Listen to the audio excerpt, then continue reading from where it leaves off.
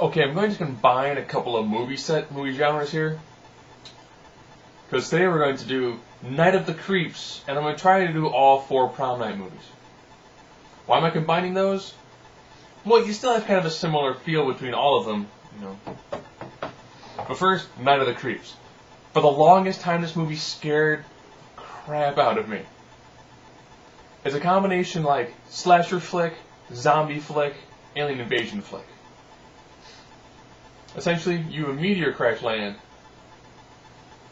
and these weird, like, leech-like things come out. You know, that body gets stored, like, it's just cryogenically frozen. As part of, like, a fraternity initiation, you have to go get a cadaver. You know, they kind of make a mistake, and, you know, they kind of deactivate the cryogenics that this guy was in. This was done back in the 80s, when apparently cryogenics was going to be, like, a huge rage. And then, of course, you know, this undead frat guy decides he's going to go to the house where, you know, pick up his date. Then his head kind of explodes to reveal more leech-like things. Which cue then animate the dead. That's where it is this whole movie, is it's people fighting off zombies that, when killed, shoot leeches that make you become undead. That kill you make you become part of the living undead. If you've ever played, like, House of the Dead series, you'll notice there are zombies, if you shoot them in the chest, they explode like a leech. They're loosely based off this movie. For the longest time, it was that, you know, you have to kill the zombie to have it not, you know, kill you. And depending where you shoot it at, it might just explode leeches. Leeches that were super fast when crawling into your mouth. You know, that to me was just kind of scary when, you know, this was done, I'm scrolling, this was done 86. I was like 7 years old when it came out. Between the time it hit TVs, it's probably like 10. That's kind of a lot to deal with when you're 10, you know. Zombies were okay, but the fact that you opened your mouth, you know, it's just... So now, prom night. I never actually went to prom. But I know this one had a recent, like, PG-13 remake, and it was kind of one of those,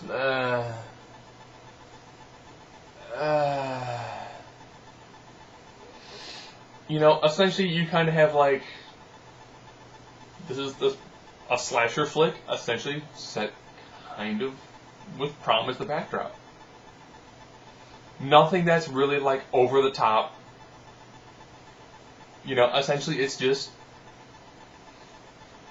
you know, people who want to become, like, you know, I'm going to become prom king, and you're going to become my queen. Okay. We're going to start killing people. Get up and learn to dance. It's like, alright, fine. And then it's like, oh man. You're gonna do a sequel? You're gonna do a sequel?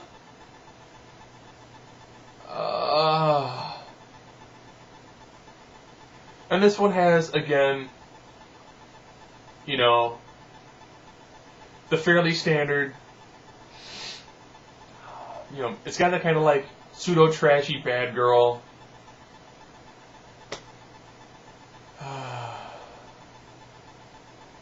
And it's like, you know, I'm going to do it. I'm going to bomb this room. Woman catches on fire, and it's like, no! Mary Lou has burst into flames! It's like, oh no! Mary Lou's going to come back!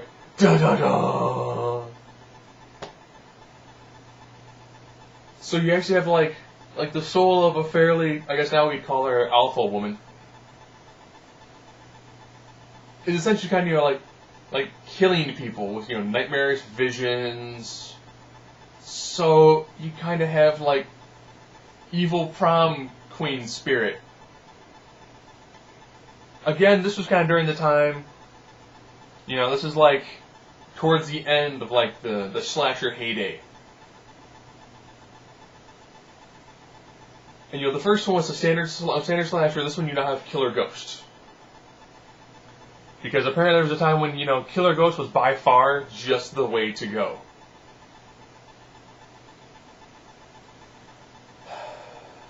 Prom Night 3: The Last Kiss.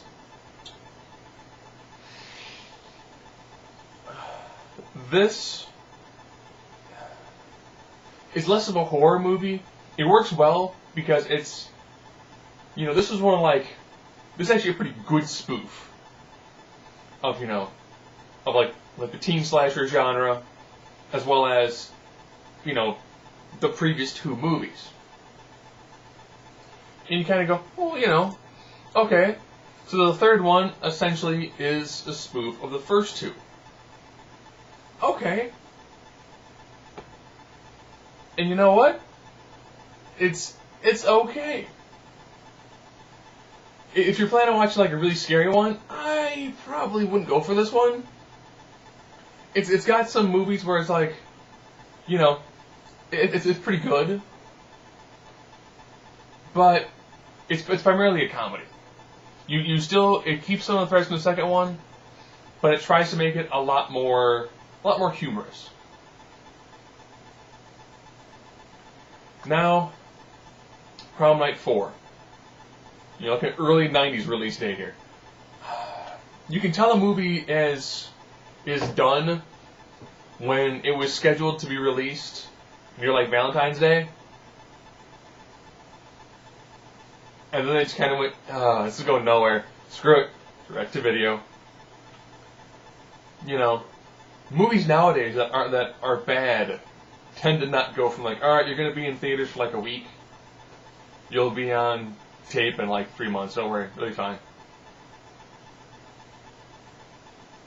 Now, again, you kind of see, stuff kind of happening again in the 50s. I don't know why Prom was only really popular in the 50s. I don't know. I really don't know. And again, you start to get, this was a slight departure from the other ones, because as opposed to having someone in the high school doing all the killing, you've got a religious fanatic. And it's okay.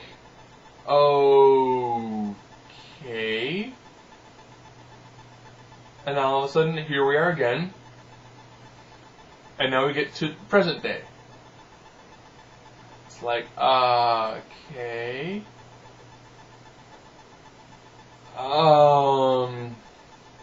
So the priest who went kind of crazy in the beginning has essentially still been on the job, because now it's the 90s and it's